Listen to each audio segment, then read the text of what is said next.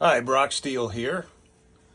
In this video, I'm going to show you how to troubleshoot if you are not getting heat to one of your zones in your forced hot water system. So let's take a look here at the system that I have. It's a forced hot water Burnham boiler. And you can see that there are takeout valves. So if one of the zones is not getting heat, first thing you're going to do is come over to these valves, which all represent different areas of the house. You're going to feel the pipes and just see if they're all hot. So what I have here is I have the third and the first one are hot. This one is just warm.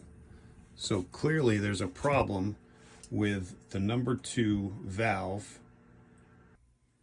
So it's really simple to replace the zone valve. This Taco zone valve simply has 3 wires. One's a thermostat and the other 2 are the power wires. All you do is, obviously you're going to turn the power off to the system. You're going to take a picture of the color wire configuration,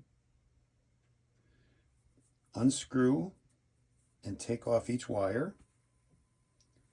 The zone valve itself will come off by turning clockwise a quarter of a turn, pops off.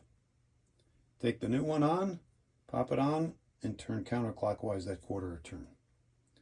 Reconnect the wires, turn your heat on, and you should notice when you initially felt the pipe, if it's been off for a while, you'll feel some cold water come back through as it cycles back through, and that'll heat up, and you know you've fixed your problem with your zone valve.